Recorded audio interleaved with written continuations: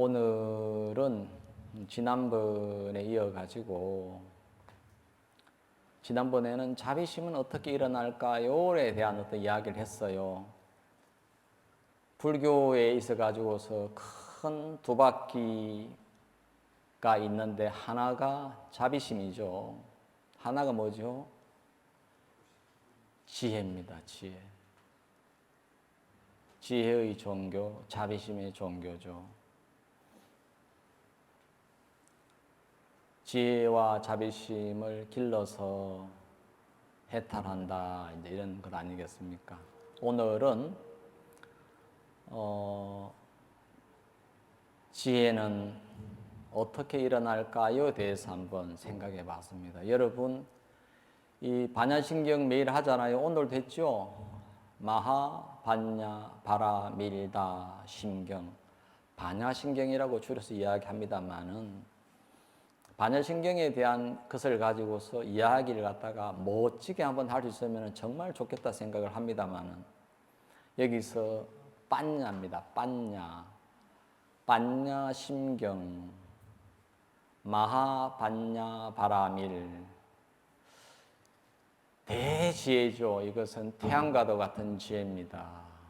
이제 여기서 그런데 바라밀이라고 하는 것은 한문으로 번역하면 도피한, 차 안에서 피안으로 건너가다, 해방되다, 자유롭게 되다, 이제 그런 의미가 있는데 범어로 말하자면은 빠라마타라고 합니다. 빠라마타라고 하는 것은 빤야티와 빠라마타의 어떤 그런 대비 구조인데요.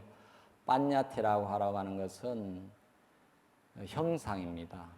형상이고 관념입니다. 그런데 빠라마타에서 바라밀다라고 하는 것은 실제입니다. 실제. 그래서 마반야 바라밀다 심경이라고 하는 것은 큰 지혜로 본질과 실제를 꿰뚫어서 해탈하도록 해주는, 피안으로 건너가게 해주는 핵심이 되는 가르침. 해석이 잘 됐는지 모르겠습니다만 이것이 반야신경에 그런 의미가 담겨져 있습니다. 자, 오늘은 이러한 그 빤야와 같은 입장에서 지혜를 어떻게 일어나게 할까요? 라는 부분입니다. 여러분, 지혜 필요해요? 안 필요해요? 근데 사실 반야신경 같은 그 내용의 가르침은 수행자들이 정말 해탈하고자 하는 분들이 필요한 엄청난 지혜를 말하는 설명입니다. 근데 오늘은 여기 계신 분들한테 반야신경에 대한 내용을 설명하는 것보다 현실에 맞는 지혜에 대해서 얘기하는 게 좋겠다고 생각을 했습니다. 여러분, 지혜는 어떻게 생겨날까요?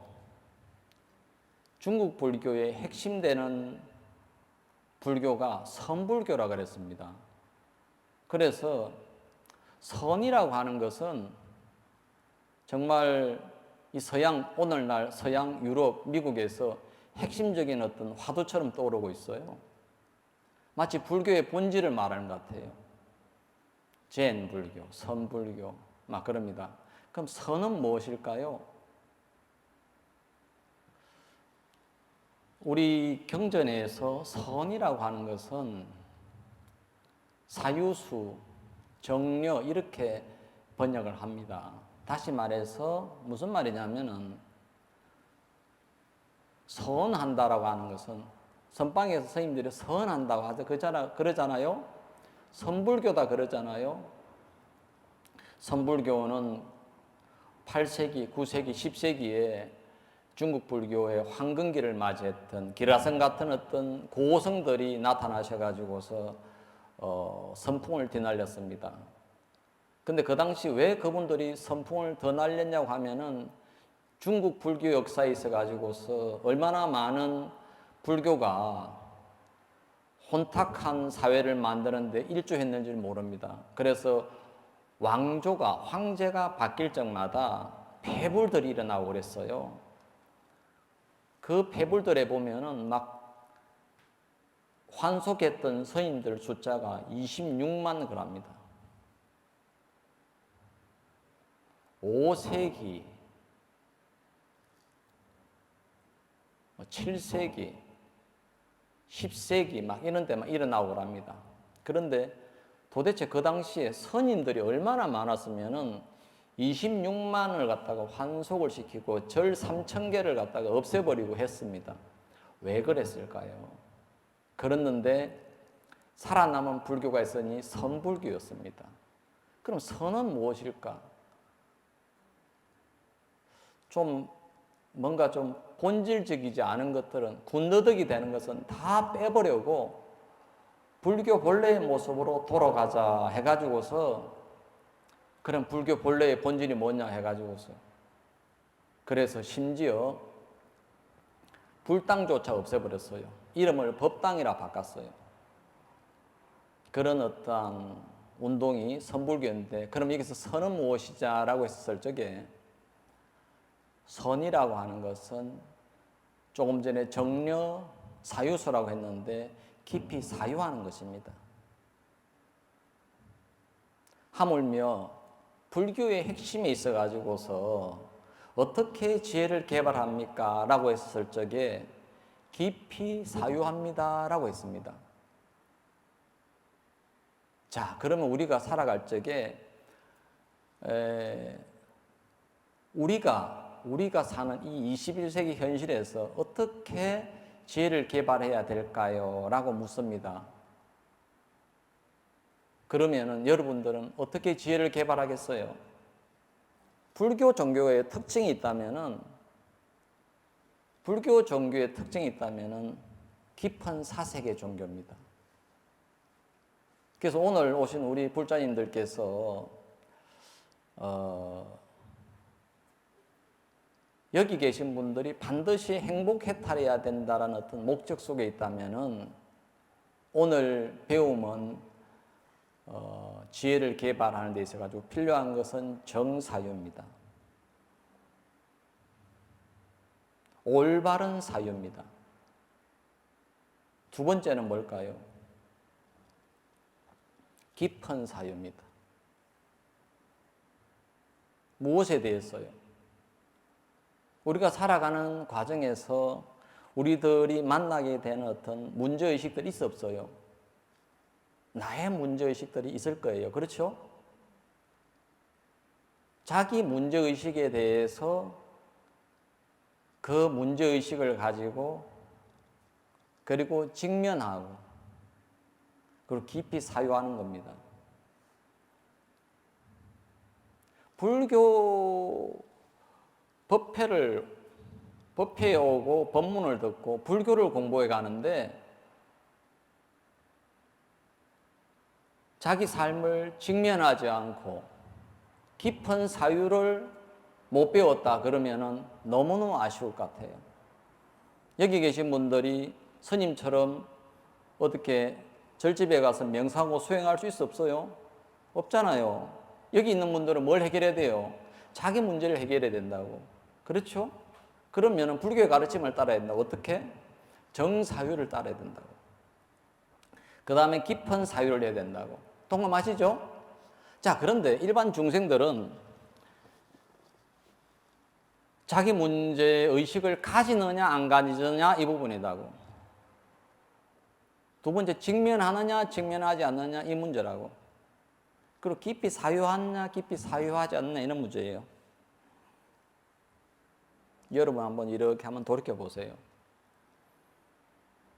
그러면은 불교에서 말하는 정사유라고 하는 것은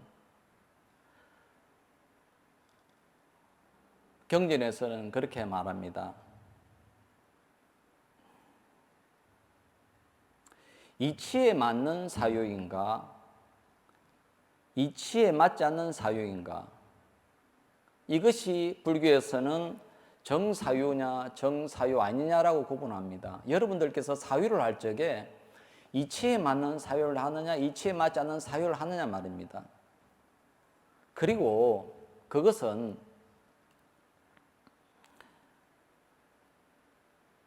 이것은 괴로움이다 라고서 알아차려야 돼요. 이것은 괴로움이다 라고 이치에 맞는 사유를 해야 됩니다. 근데 사람들은, 중생들은 괴롭습니다를 아냐고 늘 제가 이제 이렇게 반문하고 우리 신도님들 맞이할 때마다 그럽니다만은 우리 일반 중생들은 이것이 괴로움이다라는 걸 몰라요. 쾌락을 즐길 때도 그렇고 사람들하고 이야기할 때도 그렇고 거친 사람을 만날 때도 그렇고 이것이 괴로움이라는 걸 몰라요. 이것이 괴로움의 원인이다를 몰라요.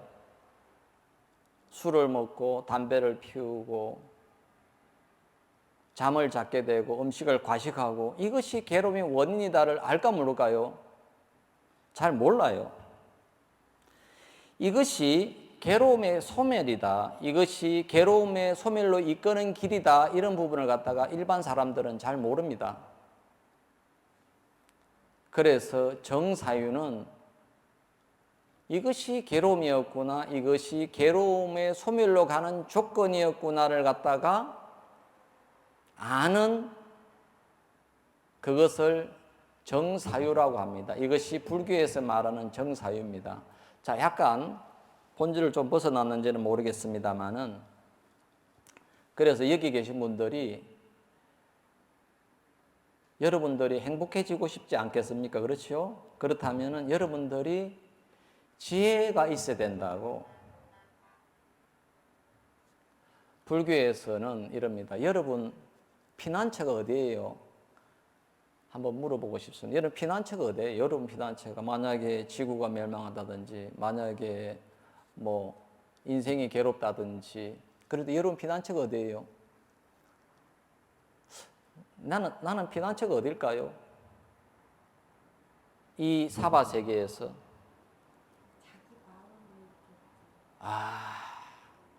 아주 근접된 말씀을 갖다 해주셨습니다.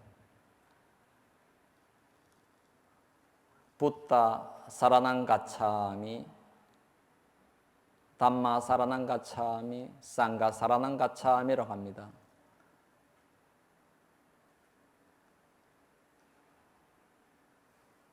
저의 피난처 부처님께 기회합니다. 이런 말입니다.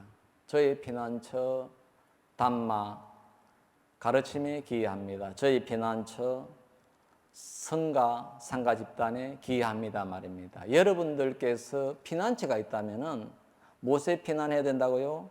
불법성 삼보에 피난해야 된다 이런 말을 가지고 있어요. 어디다 피난처를 하겠어요? 모든 것은 무상한데 오로지 불법에 내가 의지하고 기대하고 피난할 곳은 이러한 곳이다라는 그런 말입니다. 자, 그런데 오늘 이야기의 주제가 어떻게 지혜를 개발할 것이냐 부분입니다. 그런데 우리 일반적으로 사람들이 가지는 부분이 뭐냐면은 이것이 괴로움이다라고 하는 사실을 잘 몰라요. 알아차리지를 못해요. 자기 업보대로 살아요. 여러분들 대다수들은 무엇에 의지할까요? 무엇으로서 의지할까요? 피난처를 삼을까요? 대부분 사람들은 돈인 것 같아요. 돈. 그럴까요? 돈에 의지하는 것 같아요. 그래서 많은 사람들이 돈을 벌기 위해서 무척이나 노력합니다. 그런데 스티브 잡스가 돈을 많이 벌었어요. 최고의 부자였어요. 근데 그 사람은 아직도 돈을 벌고 있었어요. 그런데 이상했어요. 내가 안 행복하네? 이 스티브 잡스가 경험했던 부분이에요. 안 행복하네? 무엇이 부족했을까요? 지혜가 부족했어요. 명성과 명예는 얻을지 몰라도 행복하지 않다는 사실을 자기가 몸이 아픔으로부터 해가지고서 알게 되었어요. 뭐가 부족했죠? 지혜가 부족했어요. 대한민국에 사는 대부분 사람들이 지혜가 부족하다는 사실이에요. 불교는 지혜를 개발하는 종교이죠. 그러면 어떻게 지혜를 개발할까요? 라는 부분입니다. 근데 이것이 괴로움을 소멸할 수 있는 것에 대한 인식과 해방의 길을 가리키고 있는 것이 불교인데, 여러분들이 괴로움을 느끼고 있는 것들이 무지무지 많아요. 그에 대한 문제의식과 직면을 해야 돼요? 말아야 돼요? 부분입니다. 그렇겠죠? 우리는 너무너무 해야 될 문제의식을 많이 가지고 있어요. 그런데 사람들은 직면해요? 안 해요? 직면 안 해요. 회피해요. 저항해요. 살짝 숨겨둬요. 그런 것들이 많아요? 안 많아요? 무지 많아요. 그것들이 어디에 나타나죠? 어깨의 변비통으로 나타납니다. 스트레스로 나타납니다. 무의식으로 감춰집니다. 끊임없이 반복적으로 호소하고 일어납니다. 왜 내 문제 해결해 주지 않아요?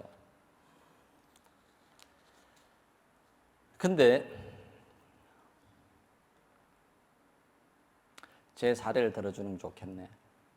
제가 한때 모 사찰에 있으면서 산사음악회를 열어야 됐어요. 산사음악회를 열어야 되겠는데 제가 해중이었어요. 해중. 그런데 내가 산사음악회를 어떻게 열지요? 어떻게 유지하지요?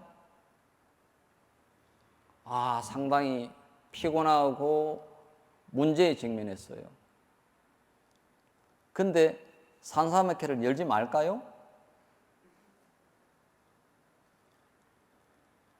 열어야 되는 거야. 그게 제 책임인 거야. 어떻게 했을 것 같아요?